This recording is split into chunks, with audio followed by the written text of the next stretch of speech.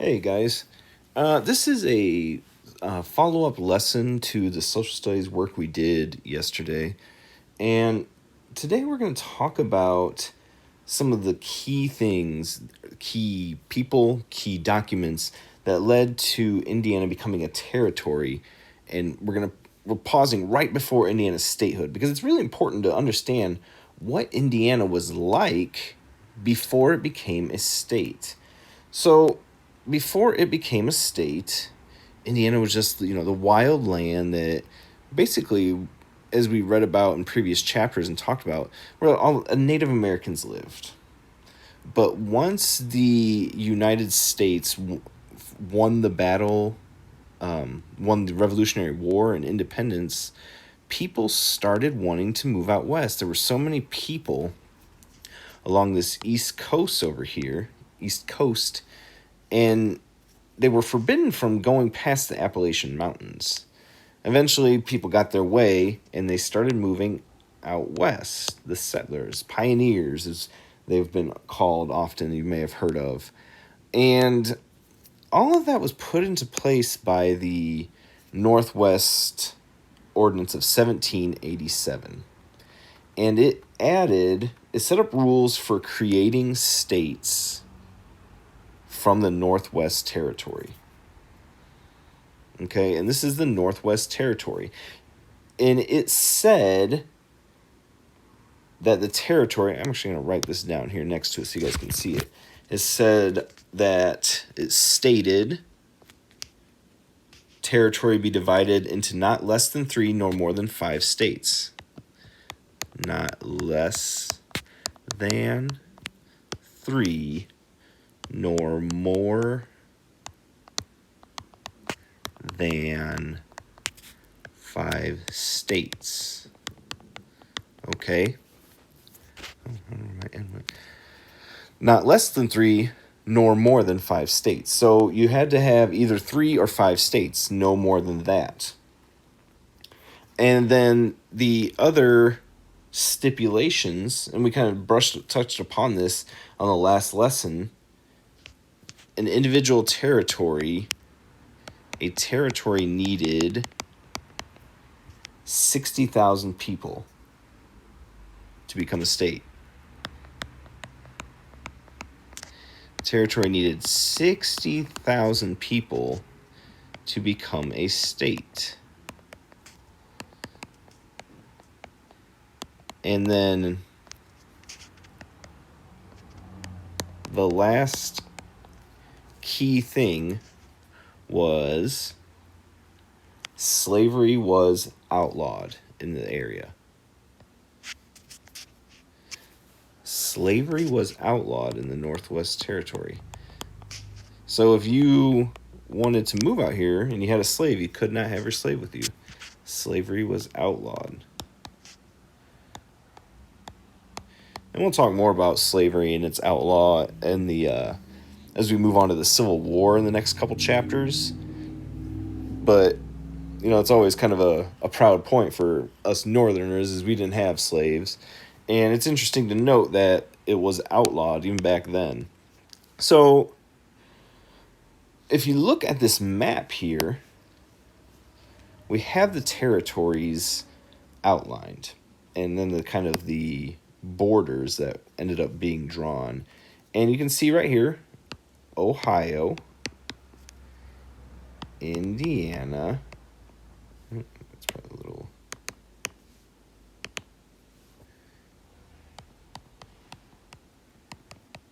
Indiana. Then there's Illinois. Michigan. Home of Detroit Lions, baby. And there's Wisconsin. Now, and I'm not sure of the history here, but part of this Wisconsin is present-day Minnesota. And if you look at the list here, it tells the year that everything became a state. Ohio, 1803. Indiana, 1816. Illinois, 1818. Michigan 1837, Wisconsin 1848, then Minnesota 1858. And there might have been some provisions put in there, but you see how it led to 6 states. Oh, remainder of Minnesota added via 1818 convention and Louisiana Purchase right there. I totally spaced that was on the map. So it made up to 5 states there. Through that Northwest Territory, the Northwest Ordinance, they were able to add Ohio, Indiana, Illinois, Michigan, Wisconsin from the Northwest Ordinance. They became territories. 60,000 people moved in eventually, and then they became states, but they couldn't have slaves. Now, this guy we're going to talk about here is a dude that is of some importance to our lovely state, and this is William Henry Harrison. William Henry Harrison. He was the first governor of the Indiana Territory. The first governor that we ever had. He would go on to be president, and he was the first president to die in office about, I'm trying to think. Let me think here, because he died he was governor of Indiana Territory 1801 to 1812, and he was in office in the 30s. So he was like 68, I think, when he died. He has the record for the shortest presidency. They say he gave a long speech and got pneumonia and died or something like that. William Henry Harrison, the first governor of the Indiana Territory. If you remember in yesterday's readings, we talked about him and what he did to help Indiana become a territory, like a more successful territory. And one thing he did was he made it easier. He made it easier for people to buy farms in the Northwest Territory.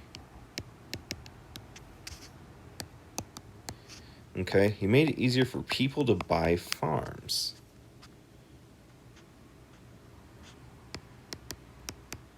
In Northwest Territory, I guess I should add that on there. Because maybe it wasn't just Indiana, but he operated out of Indiana, so I'm sure that really helped. He convinced them convinced Congress to pass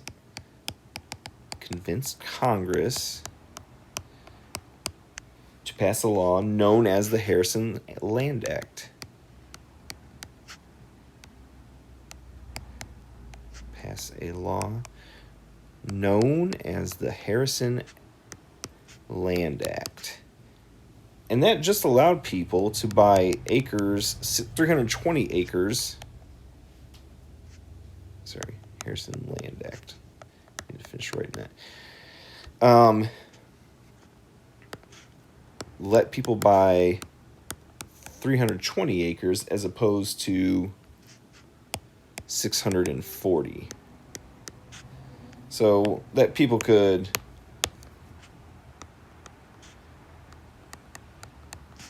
So 640.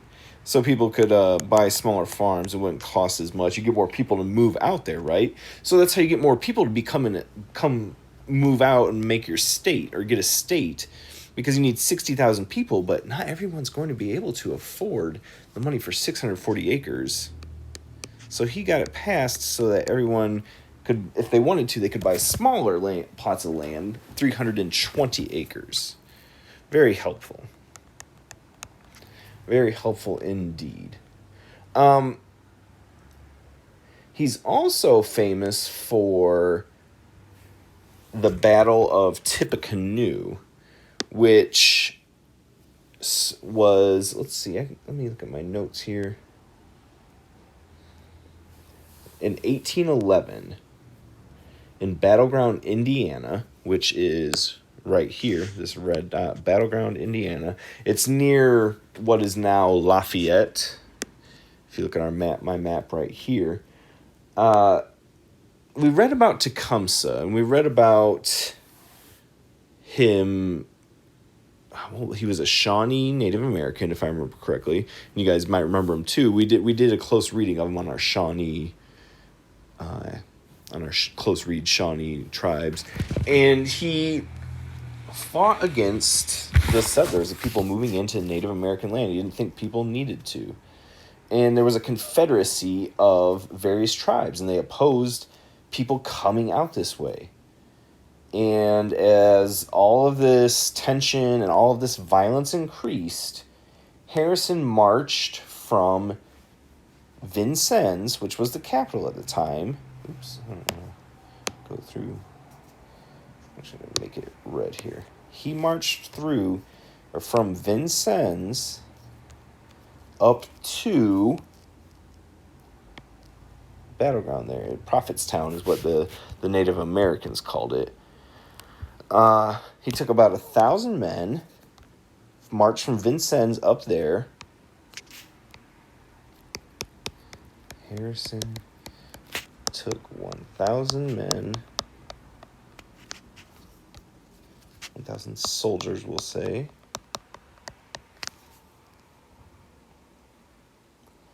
And he attacked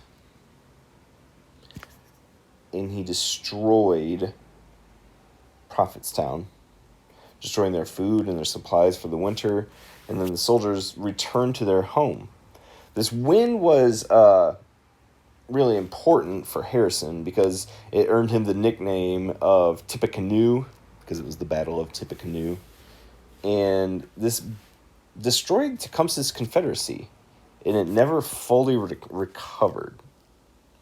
So it really weakened the Native American presence. Oops, if I could write, that'd be great. It really weakened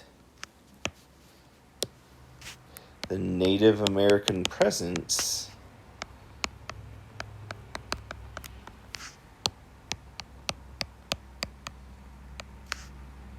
I'll even say hostilities in Indiana.